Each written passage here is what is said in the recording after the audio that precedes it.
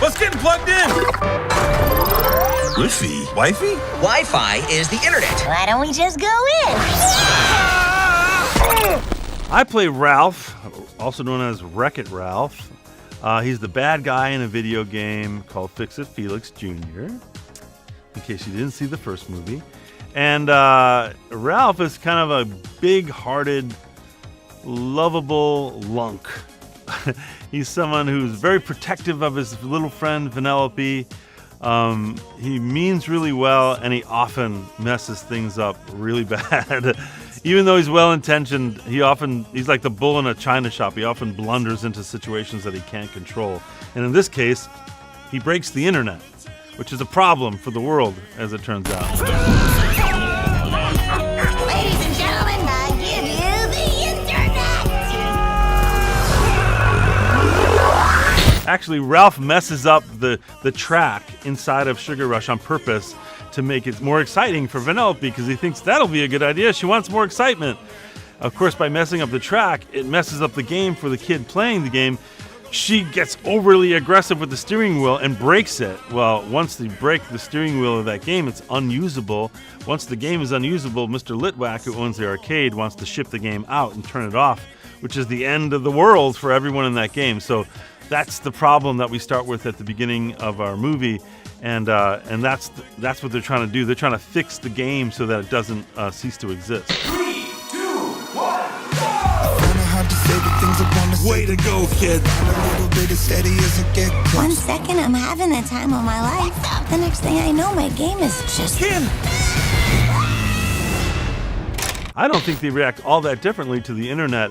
Ralph reacts differently to certain interactions on the internet. They're both very excited and very mischievous people, and they want to go into the internet and see what's out there because they're curious, and they're like mischievous pranksters, so they want to go into the internet and see what's there.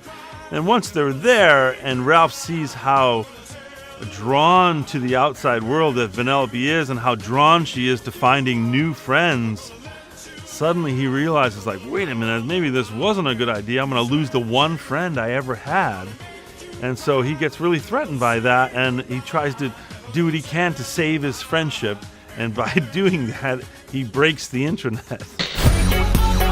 Whoa, cool.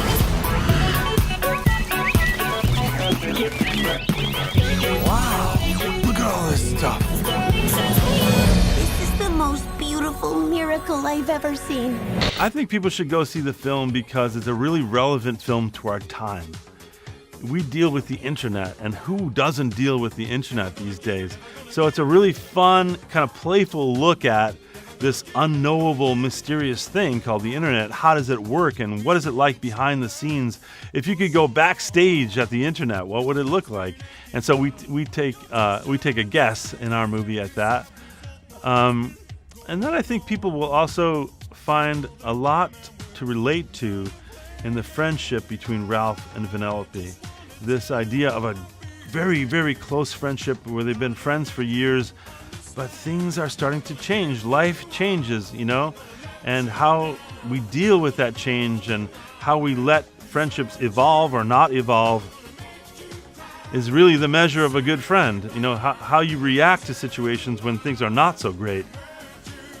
So I think that's another reason people should see the movie. That even though it's a cartoon, these are really relatable characters that deal with real human stuff like crises and friendships. Do people assume all your problems got solved because a big, strong man showed up? Yes! What is up with that? She is a princess! Ralph breaks the internet.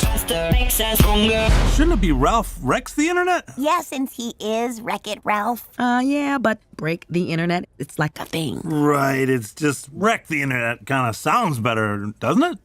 You're not wrong.